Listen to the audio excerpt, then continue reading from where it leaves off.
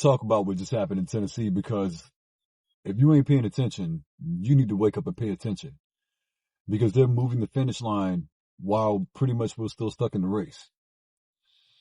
So we've all seen the clips, you know, and we've all seen what has happened, right? We get it. Racist motherfuckers are trying to rise their head again. Now, when you look at what happens with what excellence shows, they want to stop us from entering these halls of power. So we're seeing a coordinated effort, a concerted effort from the Tennessee Race Party, where the Klan was started, to strip away the only majority black congressional district in the state, which is Memphis. I love Memphis. Big up, shouts out, Georgetown, Orange Mound, the whole nine, Beale Street, blah, blah, blah. So they call it redistricting, but we got to call it what it is. It's new Jim Crow shit, right? So I want you to visualize this. They took Memphis, a city that is the heartbeat of black culture and political power in the South, along with Atlanta, Charlotte, we get it. Memphis, I think like 65% black, right? They crackered it. Because see, they didn't just move a line. They split it, that community into 3 separate pieces to ensure that the black voice has been drowned out. And for those who think this is just a political ploy or just politics as usual, look at the footage from last week's state capitol meeting. Not just gatekeepers, but resistance.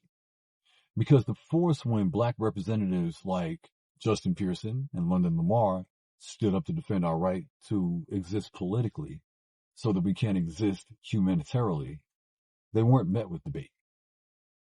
They were met with the Tennessee Highway Patrol. You have to understand that there is a specific kind of disrespect that happens when the Highway Patrol is used to clear the room, when black elected officials are trying to speak for their constituents. We're seeing state troopers physically holding black protesters and creating a wall between the people and the law. Man, damn.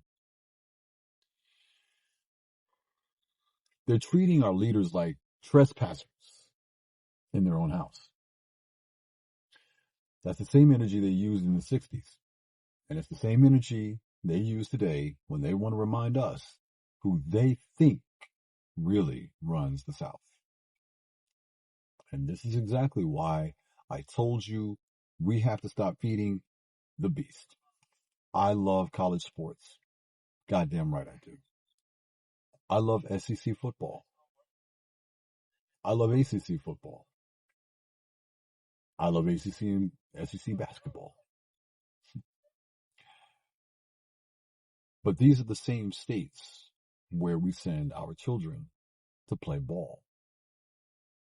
These are the same universities that beg our athletic excellence on Saturday, while their state legislature votes to erase our political existence on Monday. Now, I need you to think about something. If we stopped our kids from going to these predominantly white universities and only put them in HBCUs, how long do you think it would take for them to change this policy? We have to understand. We force money issues, they will change. Because you got to ask yourself, how can we cheer for a team representing a state that is actively trying to silence our mothers, our fathers, and our future? How can we? How can we conscientiously?